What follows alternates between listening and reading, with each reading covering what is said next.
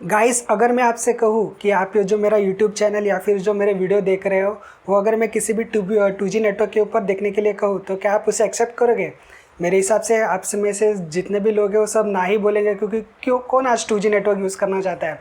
मतलब हमारी जो कंपनीज़ है जैसे वोडाफोन हुआ, एयरटेल हुआ, फिर जियो हुआ, तो ये तो हमें बहुत सस्ते रेट्स के ऊपर 4G नेटवर्क्स प्रोवाइड कर रहे हैं। तो आज से अगर मैं 10-11 साल पहले की अगर बात करूँ तो तब स्पीड बहुत कम हुआ करती थी। मैं भी उसी जनरेशन से हूँ जब 2G का ज़माना हुआ करता था तब, और हमें अगर 1 MB की अगर फ़ाइल डाउनलोड करनी है तो पूरा दिन लग जाता था। लेकिन आज हमें इंटरनेट की स्पीड इतनी अच्छी मिल रही है कि अगर हम 1 MB की फाइल अगर डाउनलोड करें तो 1 मिनट के अंदर वो डाउनलोड हो जाती है। तो आज हम बात करेंगे मोबाइल जनरेशन्स के बारे में। इसका एवोल्यूशन कैसे हुआ और क्या इसकी खासियत रही है और इसका अंदर क्या क्या एडवांसमेंट हुए। हेलो फ्रेंड्स, मेरा नाम है आशीष, आप देख रहे हैं एचटेक यूट्यूब चैनल और आज हम बात करेंगे मोबाइल जनरेशन्स के बारे में। चलिए दोस्तों, शुरू करते हैं। तो दोस्तों, टेलीफोन का invention sir Alexander Graham Bell ने किया था और उन्होंने जो फर्स्ट कॉल किया था वो किया था अपने कलीग मतलब वॉटसन को। और उन्होंने जो फर्स्ट जो शब्द बोले थे उसे क्या वो हेलो करके बोला था। तो इसलिए आज हम जब भी किसी को फ़ोन कॉल करते हैं तो आज हम हेलो करके सबसे पहले उन्हें बोलते हैं। तो सबसे पहले आप अगर देखते जाओ, मतलब आज से मैं अगर वही 10-11 साल की बात पहले बात करूँ या फिर उससे भी पहले की बात करूँ, तो सब घर में क्या मतलब कोई भी मतलब चुनिंदा घरों के अंदर ही टेलीफोन्स हुआ करते थे। मतलब वहाँ पे एक टेलीफोन हुआ करता था और उसका जो कनेक्शन है वो एक सॉकेट के अंदर जाता था। और मैं भी बचपन में अगर देखा जाओ तो जब ट्रेन से जाता था तो मुझे एक बाजू में ट्रेन के बाजू में ऐसे साइड साइड में पोस्ट दिखते थे, उसके अंदर जो बिजली के तार थे तो थे ही, और उसके बाजू में जो टेलीफोन कनेक्शंस की लाइन भी उसके अंदर बिछी हुई थी। तो तभी हमें जो मतलब फ़ोन आता था तो क्या करते थे कि फ़ोन बजता था, हम उठाते थे और कहते थे हेलो करके और सिर्फ बात होती थी। तो उस ज़माने के जो फ़ोन कनेक्शंस थे तो बहुत पुराने थे। उसमें एनालॉग सिग्नल्स का यूज़ किया जाता था, वायर्ड कम्युनिकेशंस थे। लेकिन उसके बाद धीरे धीरे सब मतलब जो सब है सिचुएशन चेंज होती गई और इसके बाद सबसे पहले इंट्रोड्यूस हुआ वायरलेस मोबाइल कम्युनिकेशंस का, जिसे हम फर्स्ट जनरेशन या फिर 1G के नाम से जानते हैं। तो 1G के अंदर सबसे पहले आप पहले देखते थे 1980s में इसे इंट्रोड्यूस किया था 1G को। और उस वक्त आप देखोगे कि जो सेल फोन्स थे वो बहुत काफ़ी बड़े बड़े हुआ करते थे। मतलब आज के हमारे जो फ़ोन्स है वो आज हमारे पॉकेट्स में आराम से फिट हो जाते हैं। लेकिन उस ज़माने के जो फ़ोन कनेक्शन मतलब फ़ोन्स थे, मतलब उसका कनेक्शन के लिए पहले फ़ोन लगता है, वो इतने बल्कि हुआ करते थे कि मतलब उसे घर में ही रखना आप बोलते थे कि अच्छा रहेगा, अच्छा इसे घर में ही रख दो। उसे हम लोग अगर कैरी करते लेके जाओ तो कितना ज़्यादा बल्कि हो जाएगा और उसका वज़न भी बहुत हुआ करता था। तो लेकिन फिर भी ये मतलब जस्ट इंट्रोड्यूस हुआ था वायरलेस मोबाइल कम्युनिकेशन। और लेकिन इसके अंदर प्रॉब्लम ये था कि इसके अंदर एनालॉग सिग्नल्स यूज़ किए जाते थे।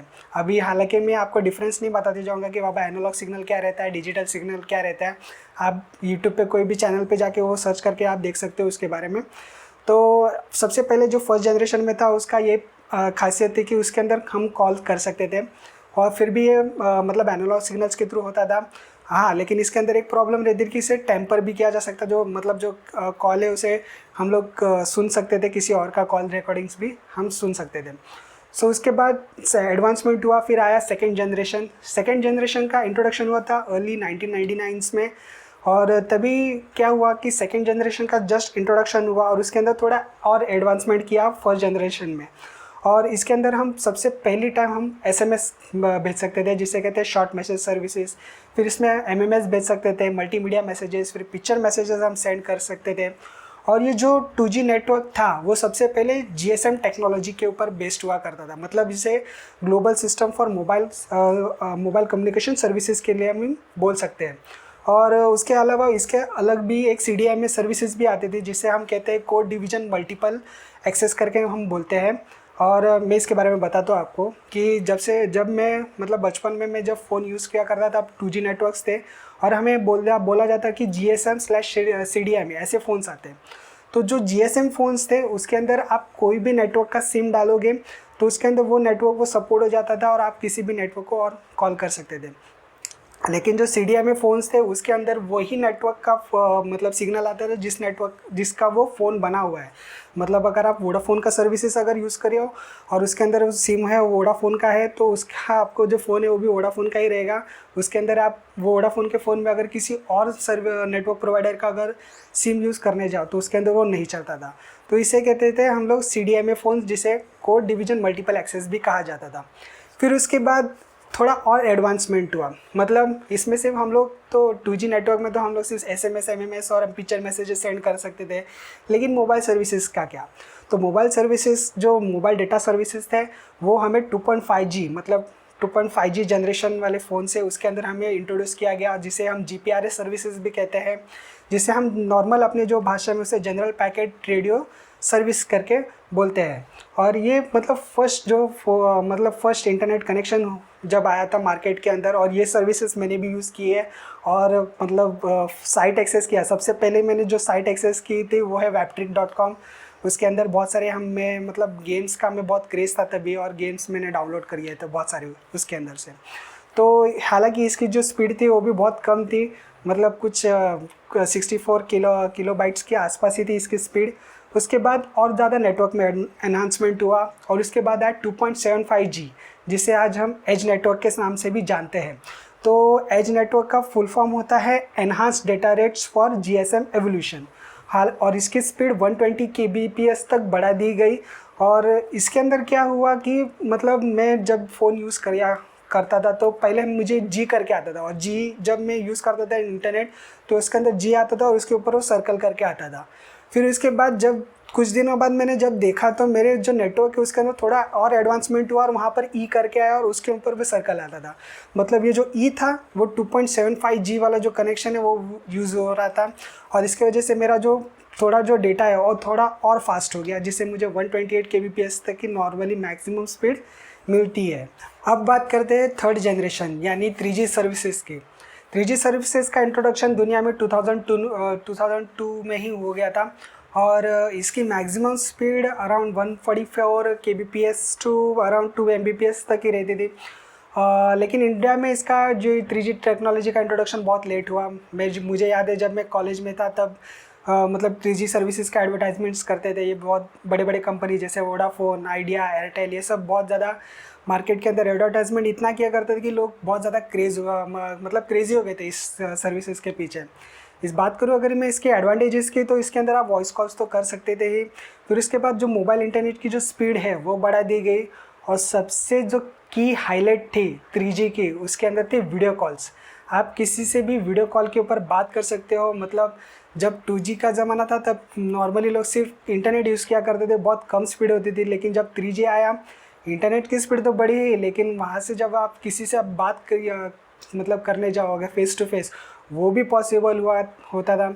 और मुझे याद है कि मेरे जो फ्रेंड्स थे वो सब 3G फ़ोन्स के पीछे पूरे पागल हो गए थे कि मुझे 3G फ़ोन लेना है, इसके अंदर वीडियो कॉल्स है। और जो सबसे मतलब ये तो वीडियो कॉल्स तो था ही, और जो दूसरा की हाईलाइट था वो था मोबाइल टीवी। मतलब लोग तो ये मतलब पागल ही हो गए थे इसके पीछे, क्योंकि बाबा आप मोबाइल के ऊपर टीवी देख सकते हो, लेकिन फिर भी इतना HD क्वालिटी में उस वक्त टीवी नहीं हुआ करता था। नॉर्मल क्वालिटी में आप देख सकते थे। मैंने भी ये सर्विसेज यूज़ की है और मुझे इसके स्पीड के बारे में पता है। हालांकि 3G स्पीड मुझे इनिशियली बहुत कम मिलती थी, हाँ बाद में वो कुछ दिनों बाद वो थोड़ी थोड़ी वो बढ़ती गई, क्योंकि मैं वोडाफोन का जो सिम है वो यूज़ किया करने लगा था। तो इसका इंट्रोडक्शन हुआ था 2002 में, जैसे मैंने बताया। लेकिन ऐसा है ना कि कोई भी मतलब कोई भी सर्विसेज अगर आप यूज़ करते हो तो वहीं तक वो सीमित नहीं रहती, उसके अंदर कुछ ना कुछ नया नया एडवांसमेंट होता ही रहता है। जैसे आप मार्केट में अगर नया स्मार्टफोन लेने जाओ तो उसके अंदर जैसे नए नए फीचर्स आते हैं, वैसे वैसे जो नेटवर्क है उसके अंदर भी थोड़ा थोड़ा नया नया एडवांसमेंट होता है। फिर इसके बाद आता है 3G के बाद आता है 3.5G, जिसे हम HSDPA या फिर high speed downlink packet access इसे भी कहते हैं। ये इस सर्विसेज के बारे में आपने अभी भी मैं भी यूज़ कर रहे हैं, मेरे कुछ यूज़र्स यूज़ कर रहे रहेंगे। अगर उन्हें 4G स्पीड मतलब 4G मोबाइल अगर उनका नहीं है, 3G मोबाइल है, तो उसके अंदर आप H करके आता है, H करके और उसके ऊपर सर्कल करके आता है। तो आप ये कनेक्शंस अगर यूज़ करें तो आप 3.5G जो जनरेशन का जो नेटवर्क है वो यूज़ कर रहे हो। फिर उसके बाद और एक उसका एवोल्यूशन हुआ, और फिर इंट्रोडक्शन हुआ 3.75G का, जिसे HSPA कनेक्शन यानी कि हाई स्पीड पैकेट एक्सेस इस कहते हैं।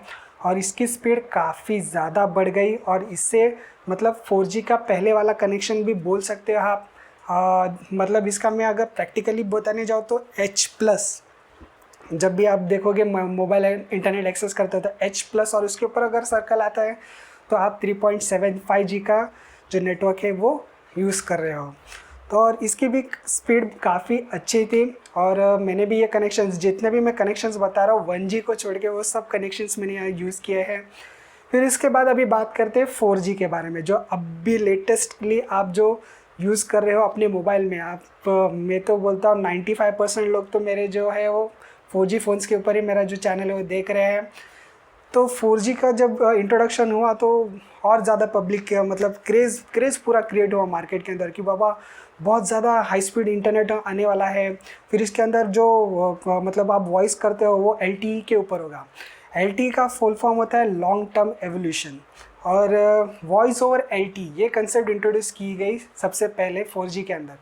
तो जब भी आप कॉल मतलब VoLTE का मतलब क्या है कि आप नॉर्मली अगर आप 3G फ़ोन्स अगर यूज़ करते हो तो उसके अंदर जो वॉइस कॉल्स रहते हैं, आप नॉर्मली आप कॉल लगाते हो तो जो ये टावर है उसके ऊपर वो एक्सेस करता है और उसका जो कनेक्शन है वो दूसरे टावर तक जाता है। फिर वहाँ से वो जो रिसीवर है उसके पास जाएगा, फिर वो कॉल लगेगा, फिर आप वहाँ से बात कर सकते हो। लेकिन जब आप जो 4G वाला जो VoLTE सर्विसेज यूज़ करते हो तो उसके अंदर जो आप जो वॉइस यूज़ करते हो वो पैकेट फॉर्म में जाता है। मतलब जैसे आप इंटरनेट कैसे यूज़ करते हो वैसे ही आपका जो वॉइस कॉल है वो पैकेट फॉर्म में जाता है। हाँ, आप इसे इंटरनेट भी बोल सकते हो कि हाँ, छोटा छोटा जो मिनी पैकेट्स रहते हैं वो बना के वो टावर्स तक भेजते हैं और फिर उसके बाद आपका जो यूज़र है उसको आपकी आवाज़ जाती है। मतलब इसका जो मतलब आप समझ सकते हो कि बहुत हाई क्वालिटी आप वॉइस की क्वालिटी बहुत ज़्यादा बढ़ गई है। फिर इसके अंदर आप गेम स्ट्रीमिंग कर सकते हो, गेमिंग सर्विसेज आप यूज कर सकते हो। मोबाइल टीवी अभी आप HD में देख सकते हो, जो 3G में से नॉर्मल क्वालिटी में जो क्वालिटी आती थी टीवी की, वो अभी आप इसमें HD TV देख सकते हो मोबाइल के ऊपर। फिर वीडियो कॉन्फ्रेंसिंग आप कर सकते हो। अभी फ़िलहाल तो लॉकडाउन हुआ मतलब चल रहा था, तब भी सब जो मीटिंग्स थे वो जूम एप्लीकेशंस के ऊपर हुआ करती थी। और तब भी 4G का मतलब जो इसकी अहमियत है तब हमें जानने मिली। हालांकि कुछ लोग वाईफाई भी यूज़ कर सकते हैं, लेकिन मैं उनका बात नहीं, उनको तो साइड में रख देते हैं। जो 4G का कनेक्शन यूज़ करते हैं मैं उनकी बात कर रहा हूँ। फिर इसके अलावा क्लाउड कंप्यूटिंग का भी आप यूज़ कर सकते हो इसके अंदर। और इसकी जो स्पीड है वो 100 Mbps से लेके 1 Gbps max to max speed आपको मिलेगी।